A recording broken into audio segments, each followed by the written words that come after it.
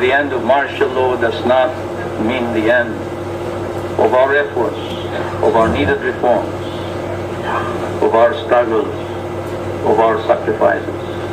In your presence, proclaiming the termination of the state of martial law throughout the Philippines, I say we have just begun.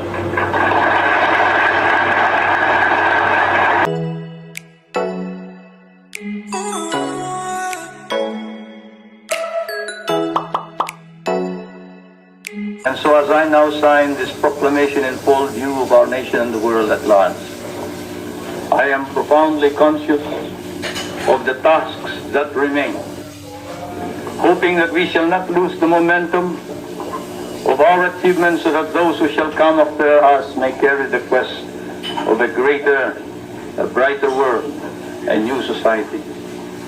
I pray now and I ask you to pray with me, as I prayed 8 years ago, that I am doing, that we are doing the right thing by our people. For the end of martial law does not mean the end of our efforts, of our needed reforms, of our struggles, of our sacrifices. The passing of the martial necessity does not carry with it the passing of all the burdens, especially the heavy ones. There will be more tests for our capacity, for our resiliency, our strength as a people. Together we must pass this test, surmount all crises. And so, as I have said, I sign in your presence, proclaiming the termination of the state of martial law throughout the Philippines.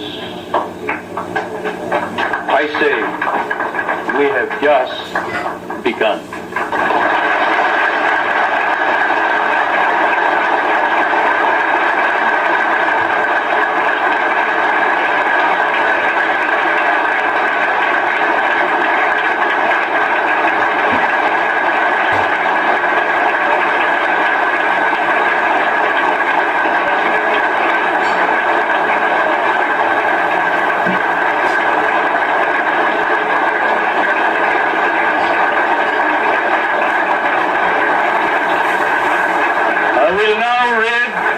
The dispositive portion of this decree.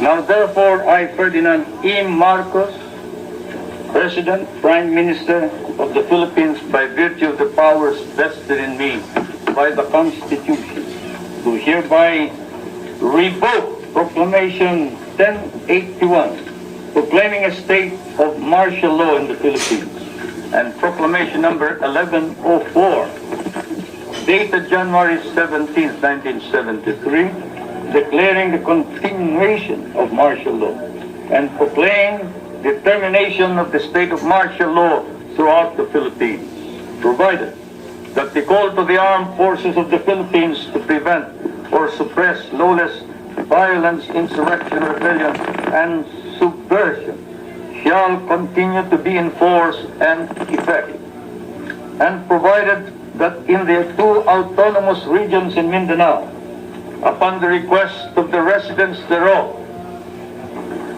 the suspension of the privilege of the writ of habeas corpus shall continue, and in all other places, the suspension of the privilege of the writ shall also continue with respect to persons at present detained, as well as others who may hereafter be similarly detained for the crimes of insurrection or rebellion, subversion, conspiracy, or proposal to commit such crimes, and for all other crimes and offenses committed by them in furtherance or in the occasion thereof, or incident thereof, or in connection therewith.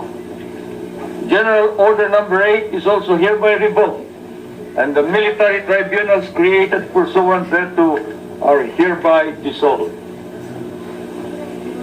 Pursuant to Article 17, Section 2, Paragraph 2 of the Constitution, all proclamations, orders, decrees, instructions, acts promulgated, issued and done by the incumbent President, constitute part of the law of the land and shall remain valid, legal, binding, and effective even after the lifting of martial law, unless modified, revoked, superseded, or altered by subsequent proclamations, orders, decrees, instructions, or other acts of the incumbent president, or unless expressly and explicitly modified or repealed by the National Assembly or the Batasan Pambansa.